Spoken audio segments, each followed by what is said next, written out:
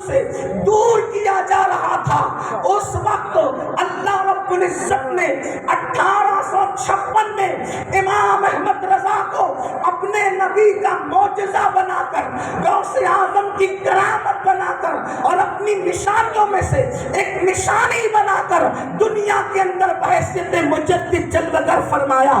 آپ دنیا میں تشریف لائے اور جب شک پیدا کیا جا رہا تھا، امام احمد رضا نے ایک دعوت دی جس کو دعوت یقین کہتے ہیں۔ لوگوں نے ایک عبارت میں اللہ کے جھوٹ بولنے کو ممکن کہا۔ میرے امام نے کئی کتابیں لکھی اور سبحان السبوح لکھ کر کے ان کے فتنے کو دھول چٹایا اور قرآن کی آیت سے استدلال فرمایا۔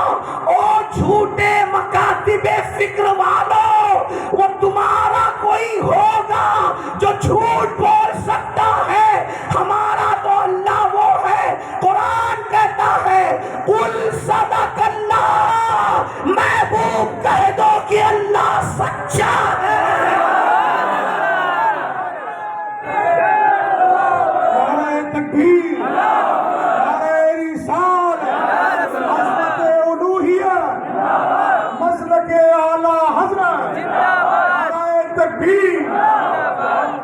اللہ سچا ہے، قرآن کہہ رہا ہے، اور جب قرآن کہہ چکا کہ اللہ سچا ہے، اللہ نے کہا اللہ سچا ہے، تو ملا کچھ بھی کہتا رہے، ملا کی نہیں مانی جائے گی، اللہ کی مانی جائے گی۔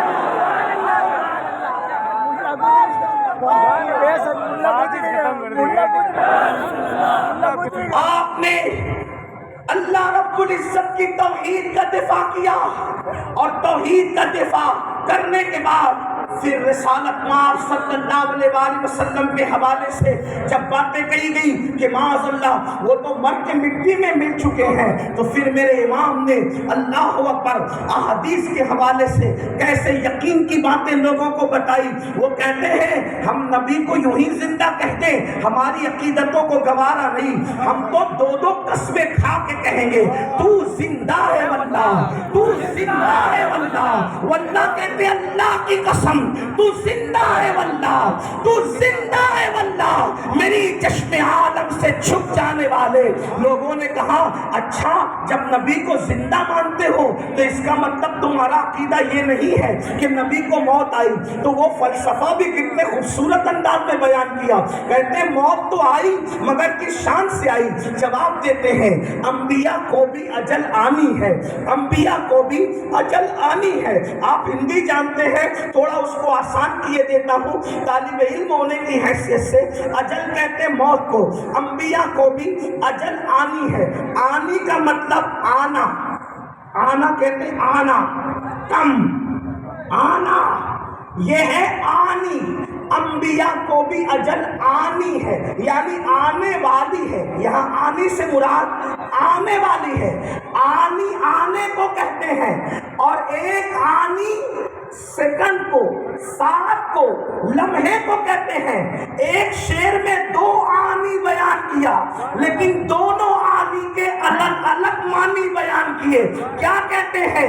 انبیاء کو بھی اجل آنی ہے مگر ایسی کہ فقط آنی ہے، پھر وہی موت کے بعد ان کی حیات مثل سابق وہی جسمانی ہے۔ اس کی ازواج کو جائز ہے نکاح، اس کا ترکہ بٹے جو فانی ہے۔ فرماتے ہیں ارے نبی کی حیات کا انکار کرنے والوں، یہ بات تو تم بھی مانتے ہو ہماری طرح کہ نبی کے وصال کے بعد ان کی بیویوں کو بیوہ نہیں کہہ سکتے، ان کی بیویاں پھر کسی اور کے ساتھ نکاح نہیں کر سکتی۔ دیکھو مولانا مر جائے، ان کی بیوی عدت گزار کر کے دوسرا نکاح کر سکتی ہے۔ شہید مر جائے، اس کی بیوی عدت گزار کر اور نکاح کر سکتی ہے، اور شہیدوں کی بیویوں نے کیا نکاح۔ حضرت جعفر طیار کی شہادت ہوئی تو حضرت اسماء بنت عمیس نے عدت گزار کر سیدنا صدیق اکبر کے ساتھ نکاح کیا، اور جب صدیق اکبر کا وصال ہو گیا، دیکھو کتنی خوبصورت مثال سامنے آ گئی۔ شہید گئے تو بیوی نے نکاح کیا۔ صدیق کا مرتبہ شہید سے بڑھ کر کے ہے۔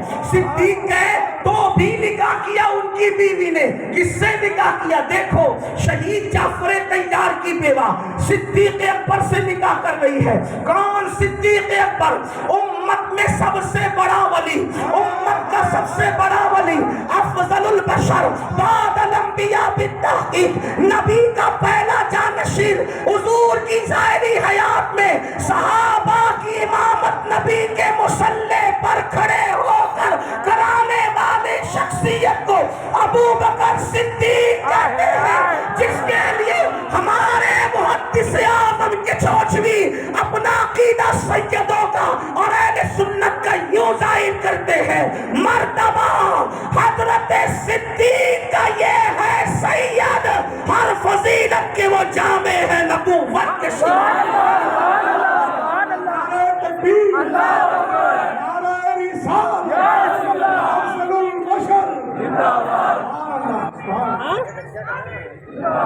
شہید کی بیوہ نے نکاح صدیق کے ساتھ کیا. لیکن جب صدیق کا وصال ہو گیا تو وہی اسماء بنت امیس عدت گزارنے کے بعد مولائے کائنات کے ساتھ نکاح کرتی ہے. کیا خاتون ہے یہ مقدس خاتون، کیا تقدیر ہے، کیسی بڑی بڑی ہستیوں کے ساتھ ان کا نکاح ہوا ہے. ایک تو جعفر طیار جو فرشتوں کے ساتھ اڑتے ہیں ان کی بیوہ ہوئی، اس کے بعد افضل البشر بعد الانبیاء صدیق اکبر کی کے ساتھ نکاح ہوا، ان کی بیوہ ہوئی، اور ان کی بیوہ ہونے کے بعد پھر ان کا نکاح مولا علی کے ساتھ ہوا. یعنی کیسے بڑے بڑے ہستیوں کے نکاح میں یہ خاتون آئی. اس سے ایک مسئلہ یہ بھی پتا چلا کہ شوہر کی موت کے بعد دوسرا نکاح کرنا یہ شرافت کے خلاف نہیں ہے.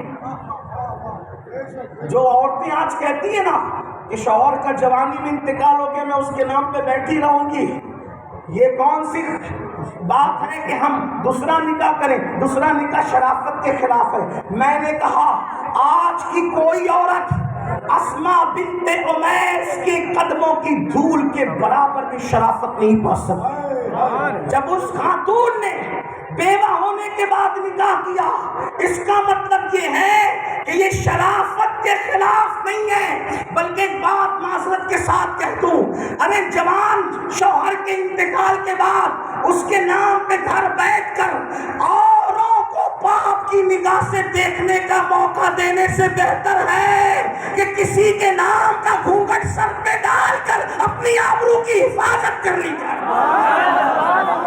یہ سب سے بڑی شرافت ہے. اسلام ظاہر کی بات نہیں کرتا. اللہ رب العزت تو ہمیں حق بات بولنے کا حکم دیتا ہے. تو عرض یہ کر رہا تھا شہید کی بیوہ نے نکاح کیا صدیق کے ساتھ، صدیق کا وصال ہوا تو پھر مولا علی کے نکاح میں آئی. مطلب صدیق بھی دنیا سے چلا جائے. نبیوں کے بعد مرتبہ کس کا ہے؟ قرآن ترتیب بیان کرتے ہیں انعم اللہ علیہم من النبیین والصدیقین والشہداء والصالحین. اب جو خلافت کی ترتیب الٹنا چاہتے ہیں وہ ابو بکر کو صدیق بھی مانتے ہیں اور پھر کہتے ہیں نہیں تھوڑی سی ترتیب الٹنی چاہیے کیونکہ دور جدید ہے. ہم کہتے ہیں جدید دور کے حوالے سے لوگوں کے نظریات بدلتے ہیں، اہل سنت کے نظریات نہیں بدلتے. دور کوئی بھی ہو، جو بولی رسول اللہ کے دور میں بولی گئی تھی اس وقت بھی وہی بولی بولی جائے گی اور انشاءاللہ قیامت تک وہی بولی بولی جائے گی جو قرآن بول رہا ہے. انبیاء کے بعد صدیقین کا مرتبہ ہے اور ابو بکر صرف صدیق نہیں ہے بلکہ صدیق اکبر ہے. امت کا سب سے بڑا صدیق کوئی ہے تو اسے ابو بکر صدیق کہتے ہیں. امام جعفر صادق نے ان کو صدیق کہا. تو عرض یہ کر رہا تھا میرے امام کیا بیان کر رہے ہیں؟ کہتے ہیں کہ تم بھی یہ بات کرتے ہو نا کہ نبی کی بیویاں ان کے وصال کے بعد دوسرا نکاح نہیں کر سکتی. تو کیوں نہیں کر سکتی؟ شوہر مر گیا تو دوسرے نکاح کی اجازت ہونی چاہیے. بولو بھائی بات سمجھ میں آتی ہے کہ نہیں آتی؟ ہونی چاہیے، لیکن سب کی عورتوں کو اجازت ہے، شہید کی عورت کو بیوہ کو اجازت ہے، صدیق کی بیوہ کو اجازت ہے، عالم کی بیوہ کو اجازت ہے، ولی کی بیوہ کو اجازت ہے، لیکن نبی کا اگر پردہ فرما جائے تو نبی کی بیوی بیوہ نہیں کہلاتی بلکہ بیوی ہی کہلاتی ہے، اور وہ نکاح دوسرا نہیں کر سکتی۔ تو کیوں نہیں کر سکتی؟ جب سب کی کر سکتی ہے تو نبی کی کیوں نہیں کر سکتی؟ اس لیے کہ اللہ کے رسول نے فرمایا فَنَبِيُّ اللَّهِ حَيٌّ، اللہ کا نبی زندہ ہے۔ اور اگر حدیث دانی کا دعویٰ کرنے والے لوگ موجود ہیں تو میں ان کو ابو داؤد کے حوالے سے عرض کروں، یہ حدیث سیاہ ستہ میں سے سنن ابو داؤد میں موجود ہے۔ اللہ کے رسول نے فرمایا ان اللہ تعالی حرم علی الارض ان تاکل اجساد الانبیاء فنبی اللہ حی فنبی اللہ حی فنبی اللہ حی یرزق۔ اللہ کے رسول علیہ السلام نے فرمایا بے شک اللہ اکبر۔